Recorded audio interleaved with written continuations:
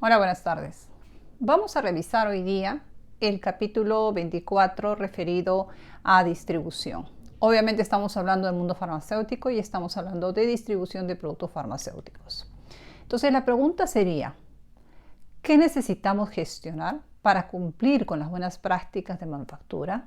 Para cumplir con lo que ellas nos exigen en cuanto a distribución de productos liberados. Porque recordemos que solamente podemos distribuir, es decir, dejar ya iniciar la cadena de comercialización con productos que han sido aprobados y liberados por aseguramiento de la calidad. Y obviamente cuando están liberados ya cuentan con un protocolo analítico y este protocolo debe acompañar al producto, debe acompañar a los lotes que se están distribuyendo a los diferentes clientes o puntos destino. ¿Ok? Entonces tengamos en cuenta eso. Primero, que solamente podemos distribuir productos liberados y obviamente también vamos a hacerlo cumpliendo con la normatividad vigente y así estuviéramos exportando cumpliendo con la normatividad del país destino, distribuyendo a clientes que cuenten con autorización sanitaria, autorización de funcionamiento, es decir, que estén cumpliendo con toda la normatividad legal correspondiente para poder funcionar como puntos de venta o de comercialización de los productos farmacéuticos. Ok, entonces el proceso de distribución ya tenemos claro, tiene que ser a establecimientos autorizados. Y obviamente para poder gestionar todo este proceso de distribución, las buenas prácticas siempre van a pedir que contemos con procedimientos. ¿Por qué? Porque procedimientos operativos estandarizados permiten asegurar que todo se haga de la manera correcta, de una manera planificada, de una manera en la cual se han introducido los principios de buenas prácticas de manufactura y básicamente ahí está metido lo que es orden, flujo lógico, limpieza, desinfección cuando aplique y todo lo referido a documentación. Es decir, vamos a tener registros, vamos a tener, además de los procedimientos, vamos a tener registros que avalen o que en un futuro evidencien que este proceso de distribución se ha hecho cumpliendo las buenas prácticas de manufactura. Entonces, necesitaremos procedimientos para poder rotar bien los inventarios. Y básicamente lo que utilizamos es el principio FEFO, es decir, lo primero que expira es lo primero que despachamos y después vendrá. Eso también nos permite organizar, ordenar nuestros almacenes de donde se inicia la distribución de tal forma que lo que esté más al alcance de la mano sea lo que vence primero. Entonces la rotación de inventarios es en base a la fecha de vencimiento de cada lote. El rastreo, esa capacidad que tenemos para saber a dónde ha ido cada lote y en caso de tener que recogerlo, en caso de tener que retornarlo a nuestras instalaciones, saber dónde está. Por eso es importantísimo que esos procedimientos existan y obviamente eso tiene su base en que cuando hacemos la guía o la factura siempre esté consignándose el número lote del producto y eso también esté en el sistema. Necesitamos procedimientos para que aseguren que los empaques mantienen su integridad. Entonces, ¿qué procedimientos tendremos que tener ahí?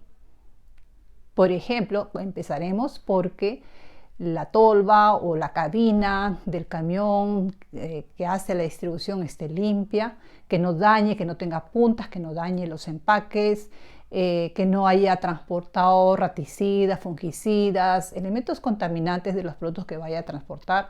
Y obviamente en el mejor de los casos tienen que ser transportistas asociados a la distribución propios, en el mejor de los casos.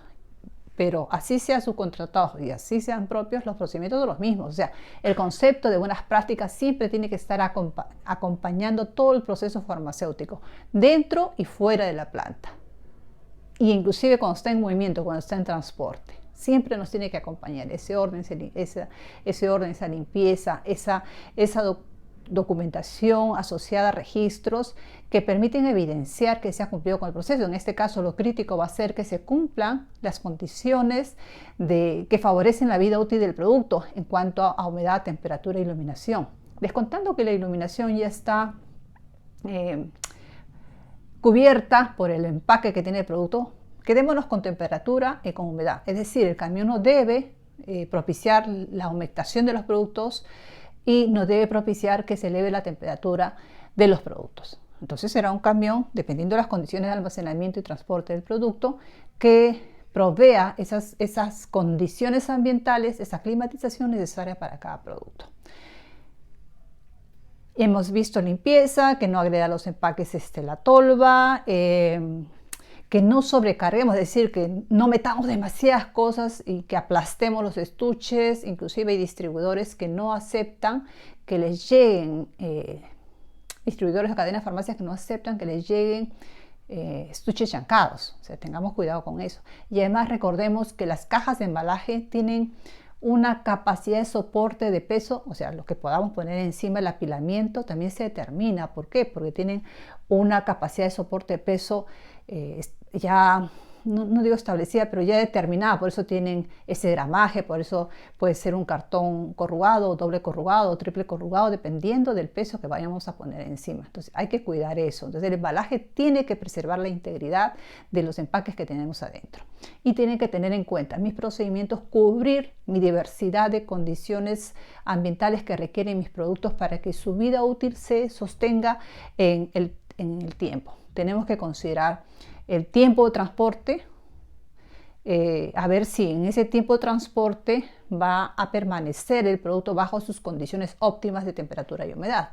Y dependiendo de eso, de lo que hayamos calificado a nuestro proceso de distribución, determinaremos si es mejor estos productos distribuirlos en la noche o estos productos en la mañana o estos productos en camión climatizado, etc.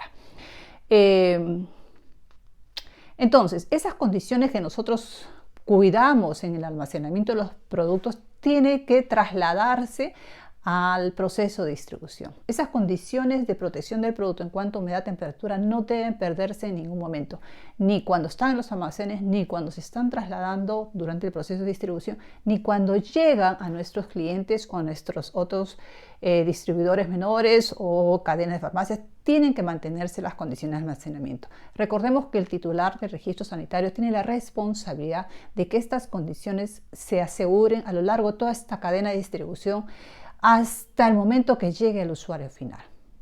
Para el usuario final, el responsable de la calidad del producto es el titular del registro sanitario. Entonces, es al titular que le toca cuidar que todas estas etapas estén bajo control, estén bien controladas, y eso lo logramos con procedimientos estandarizados, con calificación de mis unidades de transporte, con calificación de mi proceso de distribución. Y cuanto más riesgoso sea que la temperatura o la humedad le afecte a mi producto, tendré más cuidado, calificaré ese proceso, haré una serie de determinaciones que me permitan asegurar que mi producto no se va a malograr o que no va a perder vida útil durante este proceso.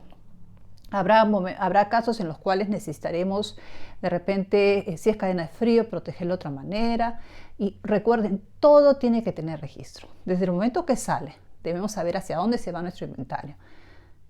Tenemos que saber cómo fue trasladado, y cuanto más crítica sea su condición, su climatización, más crítico será mantener los registros que avalen que ese producto se mantuvo siempre bajo esas condiciones. Principalmente en la cadena de frío es lo más crítico, o la de congelamiento. Y un proceso asociado al de distribución es el transporte. Ya, lo mismo que hacemos en la planta. O sea, mis espacios donde está el producto, así esté ya protegido en su empaque final, tiene que ser limpio.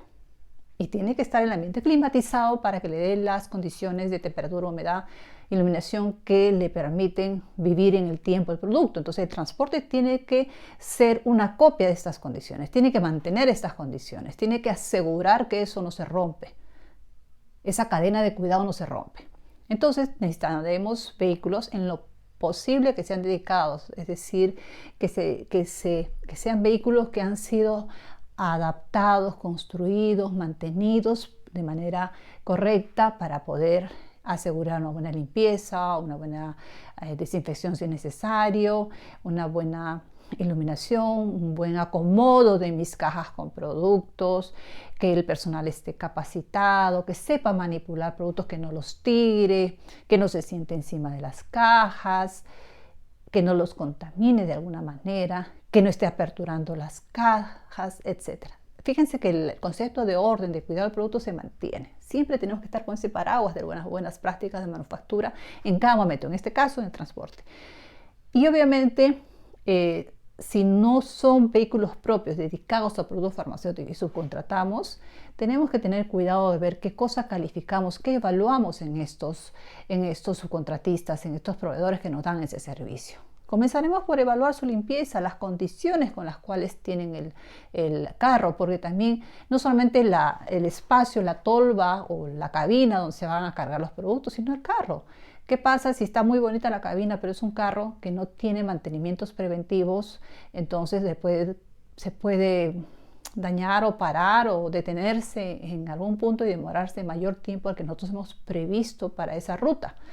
Entonces tengamos en cuenta todos esos detalles para mantener cuidando las condiciones que aseguren que el producto no pierde vida útil en ese transporte. Y obviamente siempre vamos a tener principalmente bajo cuidado la temperatura y la humedad relativa. Y como siempre, las buenas prácticas nos piden que tengamos procedimientos operativos. Necesitamos que el transporte sea documentado. ¿Quién lo trasladó? ¿Qué lotes llevó? ¿A dónde fue? Ese personal, ¿quién es? Si es personal tercero, hay que capacitarlo y llevar un registro de sus capacitaciones y pedir o negociar que en lo posible ese personal no sea cambiado. Yo les cuento cuando en un momento ya se subcontrató, se tercerizó la limpieza, nosotros pusimos como condición que nuestro personal de limpieza de planta no sea movido, que en lo posible lo mantenga. Además, nosotros nos hacemos cargo de su uniformado, porque el uniforme que da un subcontratista de limpieza es muy básico, zapatillitas, un polito, un pantalón. Nosotros le damos todo el uniformado de acuerdo a nuestros procedimientos, que incluía calzado y equipo de protección personal para los que estaban en planta. Los consideramos personal casi propio. ¿Okay? Entonces cuidamos bien estos detalles, porque son nuestros brazos extendidos. Nosotros somos los responsables, los titulares del registro sanitario, los de la planta, los de la organización que inicia esta comercialización mediante esta distribución, mediante un transporte, son los responsables. Entonces cuidemos eso. Tenemos que también, para todo necesitamos documentación, sea que estamos trasladando productos liberados, o sea que de repente ya estamos haciendo un traslado de productos, nos están recogiendo productos rechazados o incautados o retirados, todo con documentación. ¿Cuántas unidades nos entregaron en ese punto? ¿Cuántas unidades nos están llegando? Hacemos una conciliación ahí, una verificación en el punto de recojo y en el punto de recepción. Y también cuando tengamos sospechas de una procedencia ilegal, se tiene que recoger, se tiene que embalar, el procedimiento tiene que contemplar que se rotule o se identifique con determinada data ese producto en una bolsa, en una caja, lo que se está recibiendo. Y eso mismo se tiene que verificar que llegue tanto como unidades terminadas como contenido de estas unidades terminadas. No basta con haya 4 frascos, no, que hay adentro. Entonces todo eso, y ya obviamente si estamos hablando que se trata de productos que están incautados de comercio ilegal, que estén falsificados y que nos han hecho llegar nuestras farmacias que están encontrando eso, etcétera, tiene que comunicarse a las autoridades. Tiene que informarse cuántas unidades, dónde fue, cuál fue, por qué se dice que está adulterado, falsificado, etcétera. ¿Okay? Entonces tengamos en cuenta todos estos cuidados para seguir asegurando que el producto está con ese paraguas que lo protege siempre de cualquier contaminación, de cualquier adulteración, de cualquier trastorno en su vida útil. Y si hablamos de cadena de frío, es igual un procedimiento de transporte, pero es crítico mantener sus condiciones de climatización en cuanto a temperatura. Es un producto que requiere que en todo momento esté, si es refrigeración, entre 2 y 8 grados centígrados. Si es congelación, menos de 10 grados centígrados. Entonces tenemos que tener cuidado de eso. Y por lo general, cuando son productos sensibles a temperatura, se mantiene un transporte mediante un procedimiento validado y también adjuntando a los productos un dispositivo que nos permita medir la temperatura a lo largo de todo el transporte. La temperatura y la humedad, porque, por ejemplo, estos dispositivos Hobo, que se ponen, son como cajitas de fósforo y luego se leen en la computadora, miden temperatura y humedad. Entonces uno tiene la certeza que luego de haberlos preparado con su embalaje respectivo, porque obviamente van a ir en una cabina refrigerada, pero van a haber momentos que salga la cabina refrigerada, va a tener algún empaque que mantenga, algún empaque refrigerante que mantenga esas condiciones. Entonces, a lo largo de ese tiempo se verifica en la computadora que todo el momento ha estado entre 2 y 8 grados centígrados. Y de no ser así, tiene que ponerse el producto bajo sospecha y se determinará de acuerdo a procedimientos qué se hace con el producto. Entonces, nuevamente, estas cámaras frías, si tienen los dos lados, es decir, son cabinas que tiene para refrigerar y para congelar, son puertas distintas. Nuevamente interviene el orden. Tiene que tener esa lógica de que lo que vence primero o lo que se va a entregar primero está más de fácil, lo primero que se coge, lo primero que se va a abrir. ¿Para qué? Para que la apertura sea rápida. Saco y cierro de inmediato la puerta. Estas cámaras frías tienen que ser mantenidas adecuadamente, tanto en cuanto a su limpieza como en cuanto a su funcionamiento, para asegurar que no vayan a dejar de funcionar durante este transporte, por ejemplo. Necesitamos tener instrumentos de monitoreo continuo. Por eso están estos dispositivos que son electrónicos y miden a lo largo de todo el trayecto las condiciones de climatización. Y obviamente tienen alarmas, o le podemos programar una alarma, cosa que si en vez de 8 está en 8.1 o en 7.9, ya nos emite una alarma que nos haga reaccionar o tomar alguna medida inmediata. Y todo eso lo debe contemplar el procedimiento. Las cámaras deben permitir distribución de aire y almacenamiento ordenado. Ustedes dirán, eso es lógico. Claro, es lógico. Pero en la vida real suceden cosas de verdad increíbles. Ahorita les voy a contar. Entonces, necesitamos procedimientos que nos permitan tener bajo control las condiciones de temperatura. Qué cantidad de refrigerante, si es que vamos a llevar en una cajita de Tecnopor, cómo lo vamos a transportar, cómo vamos a proteger esta unidad o estas unidades de la humedad que genera el refrigerante. Lo pondremos en una bolsita. ¿En qué lugar va a ir el refrigerante? ¿Puede estar en contacto directo con el refrigerante del producto? ¿Cómo vamos a embalar eso? Todo eso está en el procedimiento y es más, está esquematizado para que la persona que lo haga lo realice bien. La cantidad de refrigerante dependerá del tiempo de traslado y eso habremos calificado o validado este proceso. ¿Qué medidas de seguridad para que el producto no sea afectado? Vamos a usar hielo seco, vamos a usar esos geles refrigerantes que existen. Todo eso está pautado en el procedimiento.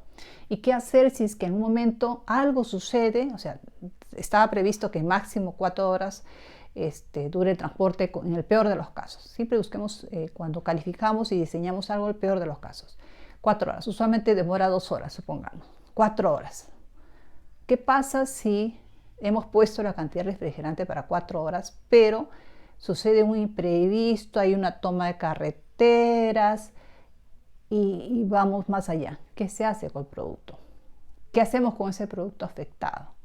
Obviamente ya no puede entregarse el producto así, pero ¿qué hacemos con el producto? Eso está puesto en el procedimiento. Lo lógico será que regrese al fabricante o al titular de registro sanitario y que obviamente regrese o vaya a productos devueltos o productos rechazados, porque ahí interviene ya aseguramiento de la calidad junto con control de calidad para determinar eso.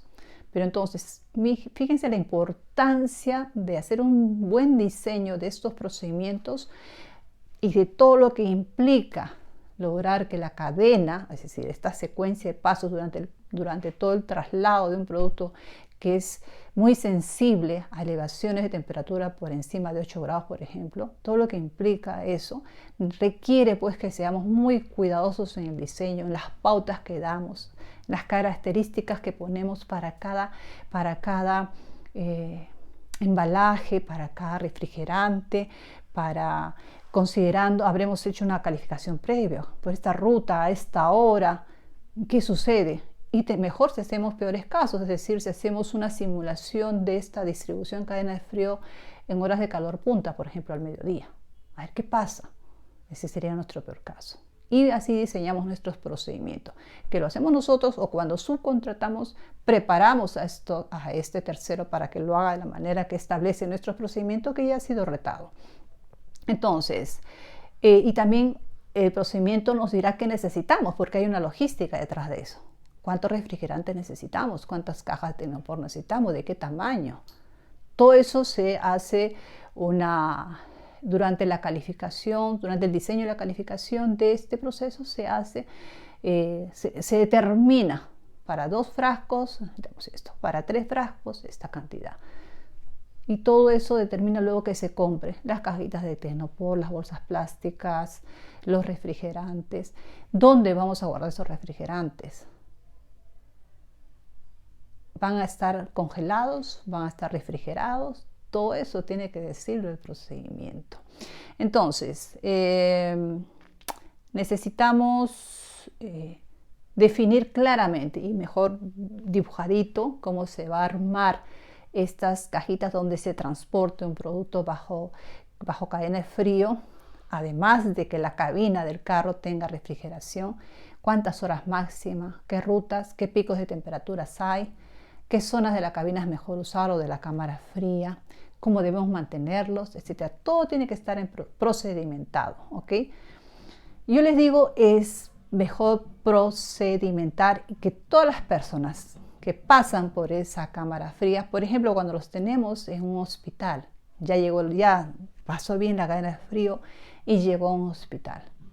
El hospital tiene que tener claro que su cámara fría solamente es para productos que requieren esa condición. Yo les hago énfasis en esto porque alguna vez he ido a visitar, he visto realmente 2 hospitales, uno en una unidad de oncológicos. Fui acompañando al área comercial para poder dar pautas de cómo cuidar el producto oncológico que les proveíamos. Y oh sorpresa, abrí la cámara fría y había sándwiches, gaseosas, y las enfermeras tenían a su cargo, porque ellas son las que aplican realmente. Era un producto oncológico. Y yo preguntaba, ¿pero qué hacen? Es del médico, del jefe del área. Y yo, es que no puede. Sí, pero está en una bolsita. No, es que no puede estar. ¿Por qué? Entonces, ¿qué es lo que hice? Les dejé un dispositivo electrónico para medir sus temperaturas y lo dejé de un día para otro. Y luego les llevé las gráficas. Las aperturas, y aparte demoraban determinados minutos, las aperturas hacía pues que la temperatura se vaya por encima de 8 grados. Eran tiempos cortos, pero iba afectando. Si íbamos sumando en el día, eran varias aperturas, además de las aperturas por la necesidad de retirar productos, estaban estas. Entonces se incrementa el número de aperturas, se incrementa las subidas de temperatura y eso puede afectar al producto que está siendo refrigerado y que se está cuidando que se mantenga bajo esa cadena de frío. Entonces esas gráficas, esa explicación les permitieron a ellos explicar también a sus jefes por qué no podían tener eso. Además se sugiere que si son diversos productos que se guardan ahí, hagamos un mapita en la puerta.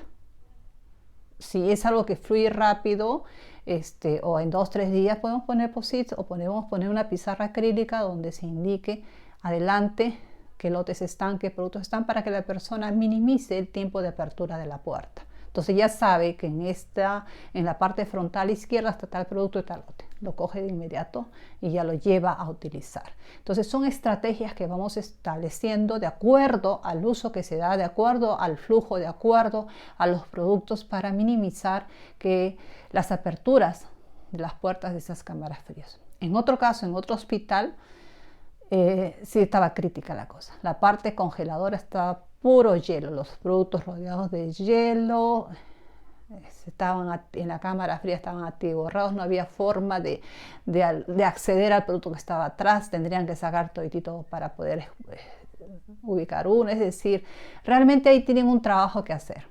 Busquen de dar servicio a los hospitales como una manera también de valor agregado. Coordínenlo con el área comercial. Ellos tienen acceso porque les conviene llevar mayor información de los productos que provee el área comercial. Y como somos responsables, los titulares del registro sanitario, repito, somos responsables de que las condiciones sean las apropiadas para que no pierda vida útil, porque el producto, si no es efectivo, al final el problema lo va a tener el titular del registro sanitario. Háganles capacitaciones o acérquense a ver. Y por último, si no tienen dispositivos para medir las temperaturas de esta manera, de manera continua, provéanles. Cuiden a estos brazos extendidos que se encargan de hacer llegar el producto al usuario final. cuiden sus productos. Bien, eso es lo que les quería comentar hoy día en cuanto a distribución. Yo creo que de esta manera ya hemos venido leyendo y leyendo los articulados de la norma. Creo que de esta manera estamos cubriendo todo porque al final se repite. Yo voy a abarcar, no voy a ir a la parte de buenas prácticas de procesos especiales como estériles. Voy a entrar luego a ver actualizaciones que hayan de la norma porque al final es lo mismo. O sea, acá me está faltando ver lo que es seguridad industrial, manejo de productos falsificados, que ya lo he mencionado, pero luego vienen ya las partes especiales, ¿no? Todo lo que es buenas prácticas de materias primas, de fabricación de materias primas, de buenas prácticas de productos estériles, pero los principios son los mismos. Uno, conociendo bien estos capítulos iniciales, que ya los he tocado, puede manejar lo otro. Ya ahí viene algo específico, algo puntual que amerita ya meterse de lleno y de inmediato comenzar a preparar los procedimientos. Y en base a lo que les he vertido acá, también ustedes pueden hacer capacitaciones a su personal. Traten de capacitarlos, traten de avanzar junto con su personal. Ustedes adquieren un conocimiento, transmítanlo de inmediato. Obviamente recurriendo a estrategias distintas, ¿no? De profesionales a profesionales podemos hablar así, o de profesionales a personal operativo ya con mucha experiencia. Esto se lo entienden facilito, porque tienen la experiencia, tienen años trabajando con esto y han recibido capacitaciones en unas prácticas, lo manejan. O usen estas mismas capacitaciones. Y si tienen algo específico que quisieran que les toque, se los toco. Me lo ponen ahí con un mensaje y lo hago. Ahora voy a ver, no creo que mantenga ya 2 capacitaciones por semana. Lo quise hacer así para barrer rápidamente la normatividad hasta estos puntos. Luego ya voy a mantenerme con una semanal. Bien, espero haberles servido. Creo que vale la pena compartir con ustedes estos espacios de revisión de las normas y la forma de gestionarla. Tenemos muchas variables que manejar, pero se puede hacer. Si conocemos bien las normas, si conocemos nuestros productos, si conocemos nuestros procesos, nuestros recursos, podemos gestionarlo todo de la mejor manera para lograr el cumplimiento y estar siempre listos para recibir una aprobación en cuanto a cumplimiento de las normas de buenas prácticas de manufactura. Hasta una próxima oportunidad.